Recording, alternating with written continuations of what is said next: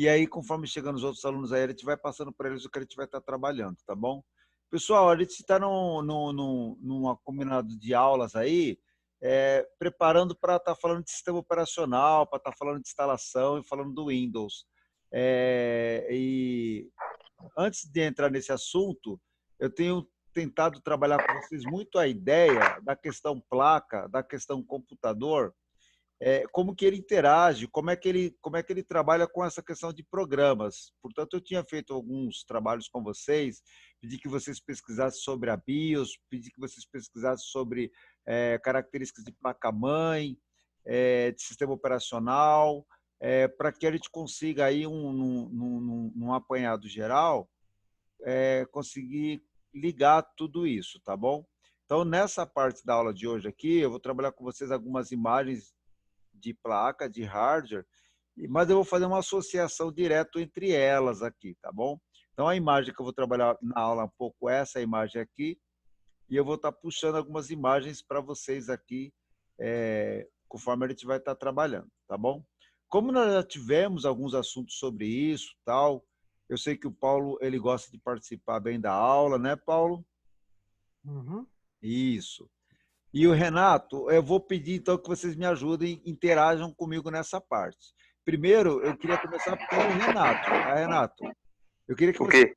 eu queria que você me falasse, por exemplo, nessa placa-mãe, o que que você consegue destacar dela aqui? Se você quiser, aí eu aponto o mouse aqui, você vai falar de algum elemento que você está encontrando na placa, que você pode falar sobre ele. Pode ser o que que ele faz, o que que a gente liga nele, qual é a característica principal dele, tá bom? Processador, professor. De Processador. cara. É, Essa área aqui, né? sim, sim. Certo.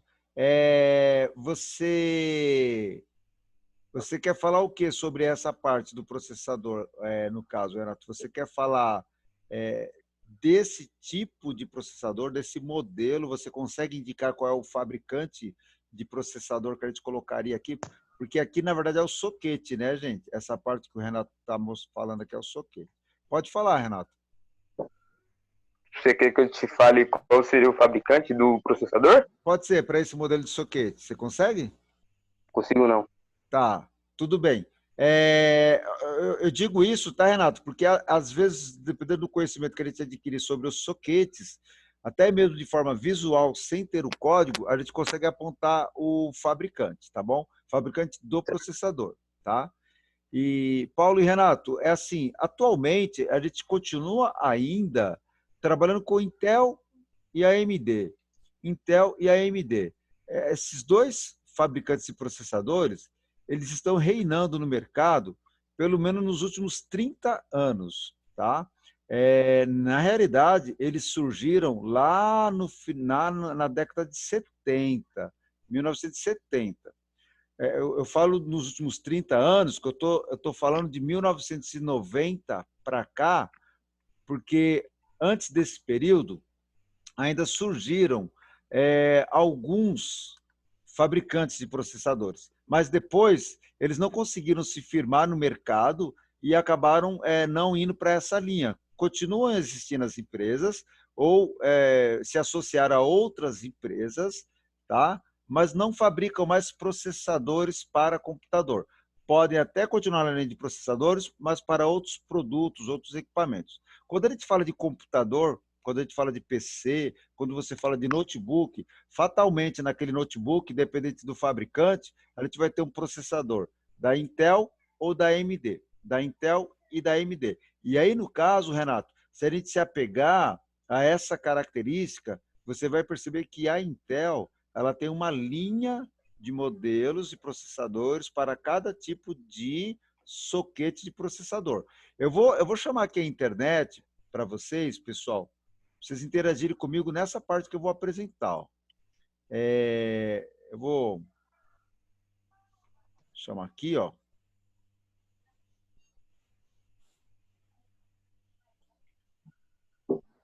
Eu vou fazer o quê? Eu vou chamar uma nova guia e eu vou colocar soquete de processadores para AMD. Opa, com a barra a mais ali, tá bom? O que a gente vai encontrar aqui, pessoal? A gente vai encontrar que existe uma linha, né, uma sequência de modelos de processadores especificamente para a linha AMD. Tá? Quando você encontra essa lista de sockets, ou quando você vê essa imagem de sockets, você vai perceber que eles têm essa característica única deles. Então, você vai conseguir visualmente, mesmo que você eventualmente não saiba do código, tá? Visualmente você vai saber qual é a lista de sockets ali, tá bom? Eu mostrei aqui, tirar essa parte aqui agora, eu mostrei aqui, ó, os modelos aqui, nesse caso, são os mais recentes, os mais novos da AMD, tá? Então, aqui ele tem o código do socket, o AM4 é o código do socket, tá bom, pessoal? E aí, esse AM4, ele vai trazer uma certa linha de processadores, né? Que a gente vai chamar de família de processadores. Esses daqui são os mais recentes da AMD, mas seguramente ela trabalha com outras linhas, tá? Então vamos ver se a gente consegue aqui, ó, uma outra imagem que me traga isso, ó. Aqui eu tenho mais modelos aqui. Deixa eu pegar aqui, ó. AM3, tá? Esse aqui é um AM3, AM2, tem o AM4. Esse aqui já não é da AMD, tá? Tá aqui, mas não é.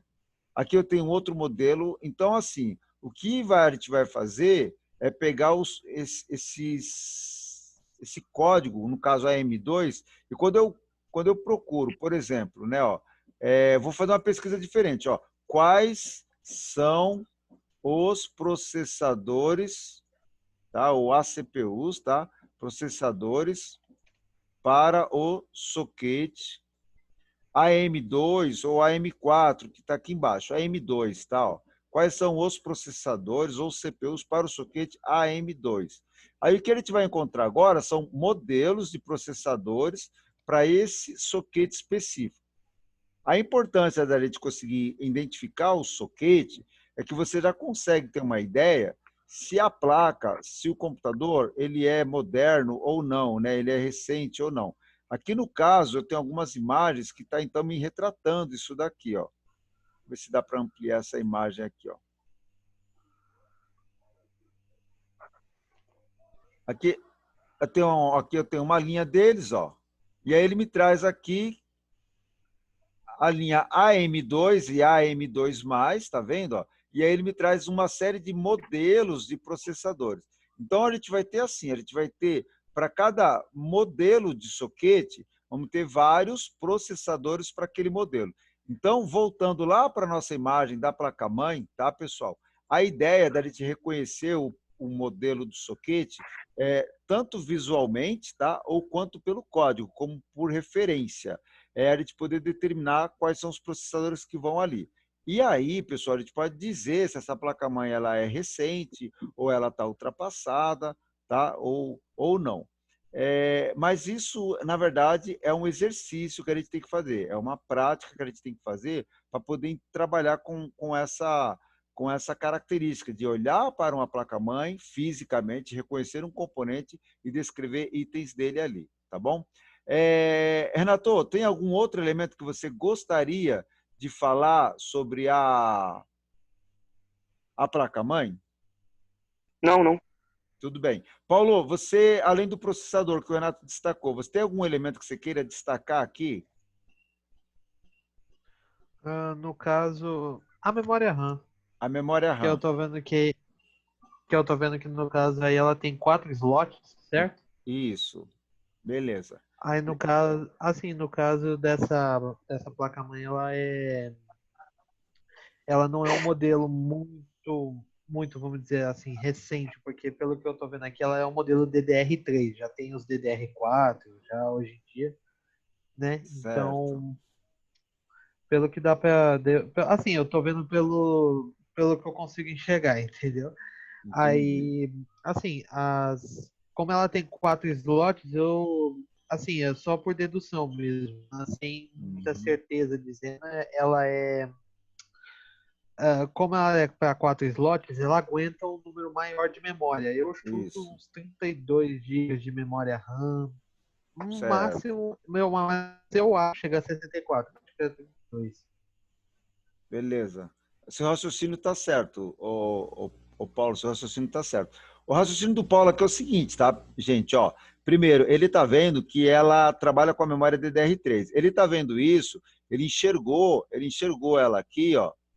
Ele enxergou aqui perto do slot da placa o DDR3 1866, que seria a frequência dela. DDR3 não é uma memória, não é um modelo tão recente, né? Mas também não é tão antigo, é intermediário. O que acontece com as memórias DDR3 é que as placas dela atingem uma placa de memória, tá? E aqui eu tenho, tá, gente? Ó, uma placa de memória vai atingir fácil, fácil aí 4 GB, 8 GB de memória, a DDR3, tá? Encontrar uma memória DDR3 de 8 GB não é uma tarefa tão complicada. Se você for fazer isso com a DDR2, já é uma tarefa extremamente complicada de encontrar nas lojas. E se você procurar uma memória de 8 GB DDR4, naturalmente você vai encontrar na maioria das lojas, devido à questão de tecnologia, e essas memórias têm capacidade maior mesmo. Então, assim, imaginando que essa placa-mãe, por ter 4 slots, ser DDR3, cada uma dando 8, aqui eu vou ter 16 mais 16, 32. Seria um valor razoável, seria um valor que realmente dá para a gente acreditar que ela atinge aí os seus 32 GB. Pode ser que seja, professor, 64? Pode ser. Só que nesse caso, gente, a gente só vai ter uma certeza se a gente poder consultar o modelo, as informações dessa placa-mãe, a característica. E aí, nesse caso, pessoal, eu faria essa consulta por esse elemento aqui, ó. Eu faria essa consulta por esse código aqui, ó. GA890FXAUD7. Essa referência aqui, ó, é o modelo da placa-mãe da Gigabyte. Através dessa referência aqui, eu consigo, tá, pegar todos os dados, todas as características dessa placa-mãe. E aí, a capacidade de cada módulo e total da memória RAM, tá bom? Bom, já foi comentado e já falamos sobre isso, que o papel da memória RAM é receber os programas que estão em atividade, receber os dados que estão em execução, tá bom, gente? Ok? Nós falamos também que toda vez que você está usando o computador, automaticamente você vai estar usando a memória RAM, tá? E ela é extremamente importante para nós, né? Paulo, tem mais alguma coisa que você queira destacar da memória RAM? Não, não, era isso mesmo, Tá professor. bom. Para E aí eu dizer. vou seguir aqui, mas antes disso, Paulo, você tem algum outro elemento que você queira comentar da placa-mãe como um todo aqui? ahn, não, só seria mesmo a memória RAM ou os slots que são mais para placa de vídeo, que eu tô vendo que ele Certo, tem vários, né? Não, legal. não é Tá, uma placa, indica que não é uma placa mãe tão antiga. Ela é bem é, mais recente por ter isso, slots a mais, né? No caso. exatamente, exatamente. Gente, ó, eu vou fazer então o seguinte, ó, eu vou trazer uma placa-mãe aqui que ela tem algumas informações. Já mostrei essa placa para vocês. E aí, ó, essa placa aqui, ela tem anotações aí, né? Ou seja, de função de dispositivo e tal. E é isso que vocês precisam estar trabalhando comigo, tá? Ou seja, quando vocês olharem para uma placa-mãe, vocês reconhecerem, tá? Por exemplo, professor, aqui é o soquete, ótimo, o soquete do processador, a área da memória RAM. Seria interessante que a gente conseguisse identificar o tipo de soquete, ou para qual processador é esse soquete. Seria interessante que a gente conseguisse identificar as características da memória que a gente vai colocar aqui na memória RAM. Essa placa-mãe oferece aqui os slots, ele dá o nome dos slots, então, no caso aqui, ele está colocando slot AGP, e tem aqui os slots PCI, são 5, né, 5 slots PCI, e aqui é uma característica para vocês, essa placa-mãe é um modelo antigo, tá bom? E a gente vai dizer que ela é um modelo antigo devido ao slot AGP e devido a esse modelo de soquete aqui, ó, que deve ser o soquete 370. Esse modelo de soquete é da CPU Intel e ele é um modelo antigo, tá bom? Esta memória RAM deve ser DDR1 ainda, viu, Paulo? Não sei se ele menciona aqui, ó, somente DDR, DR, DRAM é a DDR1 ainda, é o modelo antigo ainda, tá? Mas Ah, tá. importante assim, importante é destacar, né? Por exemplo, conectores de HD, chipset ponte norte, chipset ponte sul, a bateria da placa-mãe, e aqui as conexões externas, conexão de áudio, conexão USB, conexão de rede. Ou seja, na verdade eu trouxe essa imagem só para lembrar vocês, mostrar vocês que quando a gente encontra uma placa ou uma foto de uma placa, de uma parte do computador, é extremamente importante que a gente reconheça elementos daquela placa, tanto em termos de tecnologia quanto em termos de função, tá, pessoal? Por isso que eu trouxe essa placa aqui. Bom, a placa-mãe aqui, eu vou fazer o seguinte, ó. Deixa eu só pegar um processador aqui, porque eu não peguei processador. Então, deixa eu só pegar um processador aqui para a gente colocar na nossa aula. Aqui, ó. Eu vou pegar esse aqui, tá, gente? Ó, aleatoriamente. Eu vou pegar essa imagem aqui de CPU, tá? Ó. Pronto, ó. Eu vou levar essa imagem de CPU lá para a nossa placa-mãe. Tá aqui, ó. Legal. Pessoal,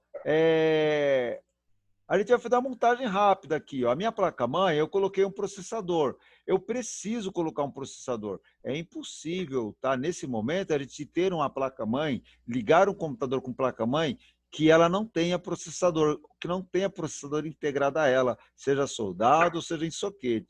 Se não houver processador, quando a gente ligar, né, o computador, eletronicamente ele vai ligar e não vai passar disso, tá bom? Não vai acontecer nada. Ele não vai trazer nada na tela, ele não vai reclamar de nada. Na verdade, ele não vai processar nada por não ter processador. Então, a ideia do processador é o fundamental, né? A gente, às vezes, encontra algumas pessoas, técnicos mesmo, colocando que o processador é o motor da placa-mãe, é o motor do computador, é ele que faz tudo funcionar.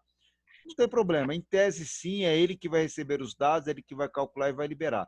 Então a gente precisa do processador. Coloquei o processador aqui, pessoal.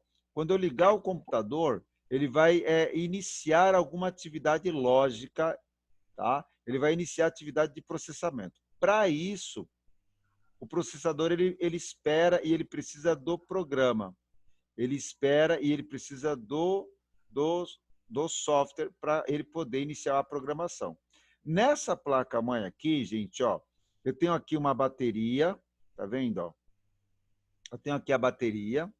E na bateria, pessoal, a gente pode estar destacando que perto dessa bateria, aparentemente, parece ser a placa-mãe. Então, pessoal, aqui é a bateria, a memória ROM, tá? Aqui é a bateria e, aparentemente, pessoal, aqui parece ser a área da BIOS, a área da memória ROM. Tá vendo?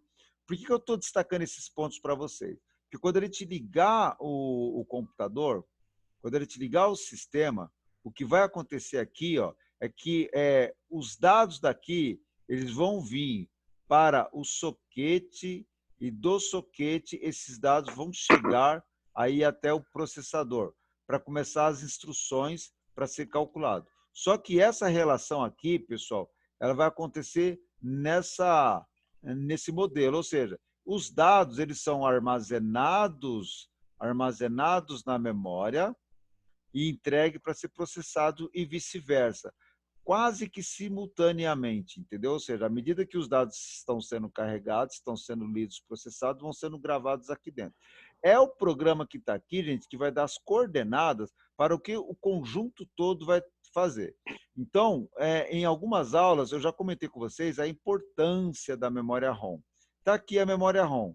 Pessoal, se nós não tivermos a memória ROM, significa que a gente não tem programa aqui dentro. Se nós não temos programa, isso aqui não começa, isso aqui não faz nada também. Então, eu estou apresentando para vocês uma ordem natural, uma relação de como o sistema de hardware e software vai operar, vai funcionar. Nesse momento agora, qualquer um desses três elementos, ou se você quiser incluir a placa-mãe, qualquer um desses quatro elementos não funciona independentemente, né? Sozinho, certo? Ou seja, processador sozinho não faz nada, placa-mãe sozinha não faz nada, memória RAM sozinha não faz nada. Mas quando a gente tem um conjunto entre esses quatro elementos, aí sim as coisas começam a funcionar. E aí o que acontece, pessoal? Ó, Eu separei aqui essa pequena imagem aqui para vocês, para mostrar para vocês que isso aqui seria a minha memória ROM mesmo, tá?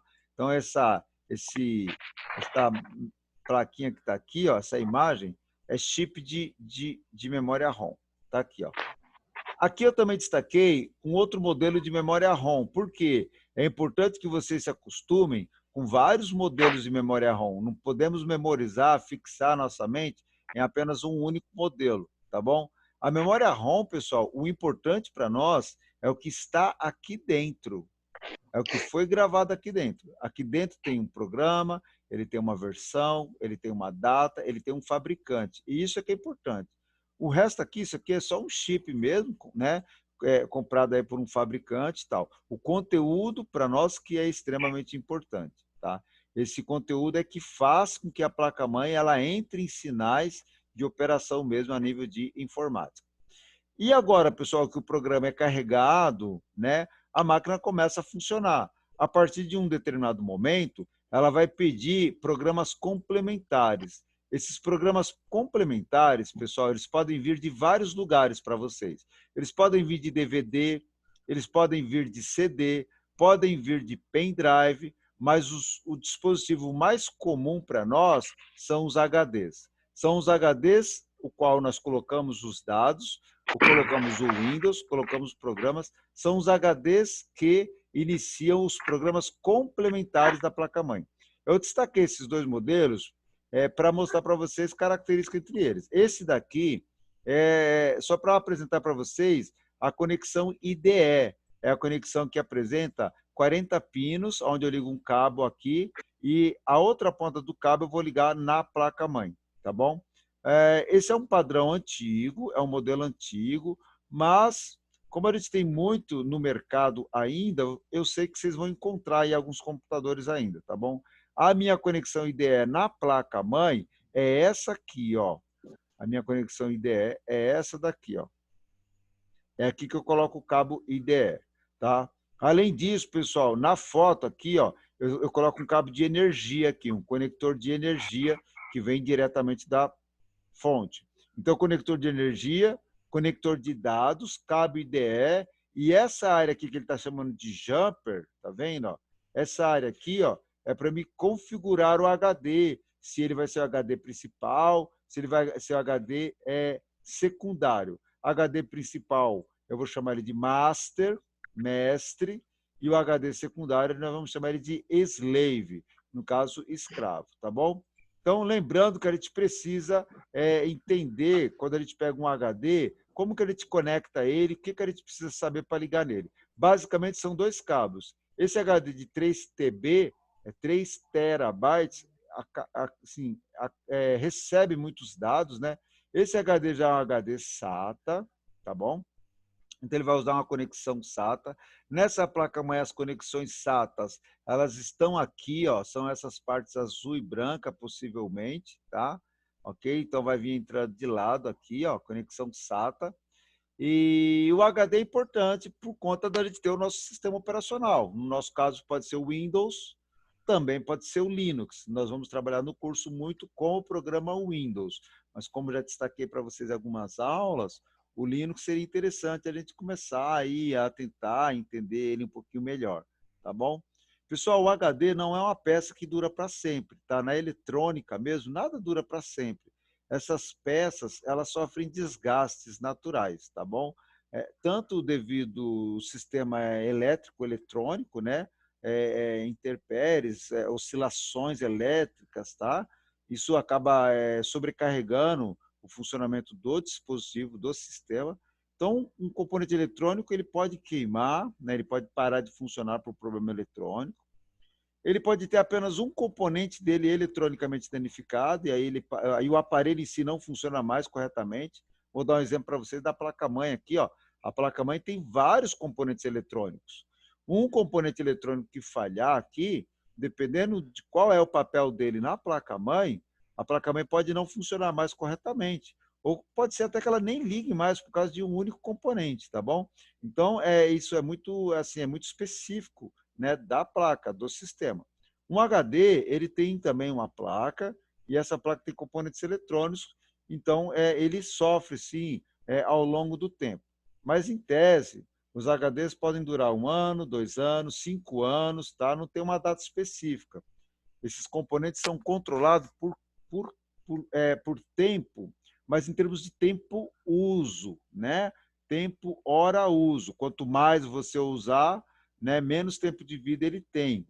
Quanto menos você usar, eventualmente mais ele vai durar. Mas essa relação não dá para ele seguir à risca, tá, pessoal?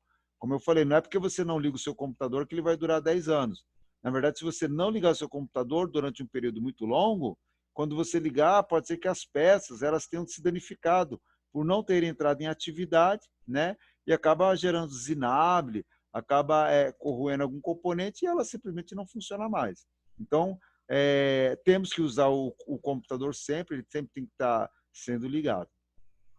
E outra relação também é que não importa que o computador fique ligado 24 horas, o mês todo. Isso não vai fazer que depois de 6 meses ele comece a apresentar falhas. Ele foi feito para durar por longo período. É que esse período, como eu disse, ele está relacionado com a atividade, né, com a usabilidade, e está relacionado também com esse tempo, tá? Com esse tempo que tem essa relação de tempo, uso e atividade. Vamos pegar um HD, por exemplo, de uma máquina que é usado só na segunda, na quarta e na sexta, tá bom? E vamos pegar um HD que é usado todos os dias, de manhã e de madrugada, né? Todos os dias. Ou seja, é normal, é natural, espera-se que esse HD que seja usado todos os dias, ele provavelmente vai sofrer um desgaste maior, tá bom? Ah, professor, mas a eletrônica não gasta. Não, a eletrônica em si não. O componente eletrônico ele sofre desgaste, tá? Ele sofre desgaste com as alterações, né? No sinal elétrico. O sinal elétrico nem sempre ele vai ser 100% estável. E isso acaba sofrendo aí. Gente, esse HD aqui, eu vou deixar ele aqui para ele representar para nós, que a gente vai ligar ele aqui na entrada SATA, tá? Então, eu vou só indicar para vocês, mas é claro, não é o conector SATA, tá bom? Vou ligar ele aqui, ó. E agora sim, pessoal, a gente liga o computador, o processador entra em atividade, ele recebe programas, orientações básicas para funcionar, armazena orientações na memória e ele continua. A partir daí, para ele continuar, ele precisa carregar os programas que vêm do HD. E o programa que vem do HD, que ele procura primeiro, é o sistema operacional, tá bom? Uma outra curiosidade importante, pessoal, é que o programa que está na memória ROM, ele não faz só isso, só traz o programa para carregar. Na verdade, esse programa ele tem um teste de verificação da placa-mãe, ele vai verificar como que está a placa-mãe, se ela está operando bem, se ela tem algum componente que está falhando, se ela tem alguma coisa que está ligada nela e não está ligado corretamente, não obedece um padrão, ela vai indicar, tá bom? Aí, Paulo, eu deixei aqui uma placa de vídeo para ilustrar para nós a importância das placas de vídeo. Aqui é uma placa de vídeo que eu mostrei só para a gente poder ver o slot PCI Express. Mas essa placa de vídeo, ela não chega a ser tão boa quanto placas de vídeo que oferecem mais recursos de memória e de processador. Então, as placas de vídeo hoje, elas têm um peso importante no funcionamento do computador porque elas tiram a responsabilidade da placa-mãe, do processador, de processar toda a parte gráfica. Toda essa parte gráfica, hoje em dia, praticamente é alocado à placa de vídeo. Tá bom, pessoal? E onde é que a gente coloca a placa de vídeo, professor? Colocamos ela no slot da placa-mãe. Toda placa-mãe tem slot, pessoal, mas o slot PCI Express, que são esses azuis aqui, é o que foram feitos para receber placas de vídeo, tá bom? Eu separei uma placa de rede Wi-Fi e uma placa de rede cabeada. As duas têm a função de conectar o computador à rede, então eu vou usar essa aqui do Wi-Fi, tá bom? Ela já vem com a antena aqui. E essa placa de rede eu teria que procurar na minha placa-mãe algum slot PCI 1X. Eu não estou vendo nessa placa-mãe um slot pequenininho PCI 1X. É nesse slot que eu iria colocar essa placa de rede, tá bom? Pessoal, existem vários tipos de placas que nós podemos colocar no nosso computador. Bom, gente, a partir do momento que o meu computador está montado, está com todas as placas aqui, quando eu ligar o computador, tudo isso entra em atividade eletrônica E tudo isso precisa ser reconhecido pelo nosso sistema operacional, tá bom, gente? Se o nosso sistema operacional não reconhecer esses elementos, a gente vai ter aí problema de habilitar o recurso, a gente vai ter problema de fazer com que determinada operação aconteça. Naturalmente, pessoal, essa relação ela é feita sobre medida, ou seja, um fabricante, quando ele fabrica uma memória, quando ele fabrica um processador, quando ele fabrica um HD, ele fabrica obedecendo todas as orientações de padronização e de normas para aquele tipo de aparelho, equipamento ou placa. Portanto, essa compatibilidade ela existe, tá bom? É lógico que existe sim um ou outro problema que a gente tem, incompatibilidade, mas são situações em que às vezes a gente pega uma placa que é um pouco mais antiga, quer combinar com uma placa um pouco mais moderna, essas situações acabam existindo, mas no geral não, é tudo ok, tudo funciona direitinho, tá bom? Gente, ó, eu vou deixar uma atividade para vocês que eu vou postar lá no grupo entre hoje e amanhã. Essa atividade vai ser para vocês pesquisarem para mim sobre características do sistema operacional. Vocês chegaram a fazer essa atividade ou não, Paulo? Não, se Acho que não me essa atividade... engano, não. Não, eu não Essa passei. não. Essa era para a próxima aula. Então, como ela está acontecendo agora, eu vou postar essa atividade aqui lá no WhatsApp. E aí, o que, que eu quero de vocês, tá? Que vocês coloquem, que vocês apontem para mim algumas características, tá? Sobre o programa que vocês têm aí. Para quem não tem o Windows 10, e se você não tem nem computador aí, não tem sistema também, então vale uma pesquisa que você faz no seu smartphone, tá bom, gente? E aí você vai relacionar lá 2, 3, 4 itens, tá? Que eles abordam no caso do programa Windows, tá? Pode ser, pessoal, coisas relacionadas à segurança, tá? Pode ser itens relacionados à facilidade de operação, tá? Pode ser itens relacionados... Nós fizemos um trabalho recentemente sobre internet das coisas. Pode ser alguma característica relacionada à internet das coisas, pode ser alguma característica relacionada à portabilidade. Então, assim, eu vou passar essa telinha aqui para vocês, terem como referência, para na semana que vem me entregar o trabalho. Se nós entrarmos na aula amanhã, essa atividade ela fica para a semana que vem, não é para amanhã, então. Tá bom? Ok? Ok. Tá joia. Renato, quer fazer alguma pergunta? Quero não, senhor. Tá joia. Paulo, alguma pergunta? Não, tá tudo claro. Tá tudo bem? Pessoal, então vamos fazer o seguinte, eu vou encerrar a nossa aula aqui, e aí eu vou deixar vocês sobre aviso o seguinte, pessoal, se eu não entrar em contato com vocês amanhã, até 2 horas antes das 3h30, falando de alguma coisa de horário, de aula, é porque possivelmente eu não consegui encaixar uma aula amanhã para vocês, tá bom? E aí eu não vou fazer em cima da hora, falar, gente, daqui 20 minutos eu vou entrar em aula. Não, isso não vai existir, tá bom? Eu vou tentar avisar vocês 2 horas com antecedência aí. Tá bom, pessoal? Tá bom. Ok. Obrigado, Renato. Obrigado, Paulo. Até mais, então, tá, gente? Falou, senhor. Valeu, pessoal. Até mais, Valeu, então. Paulo.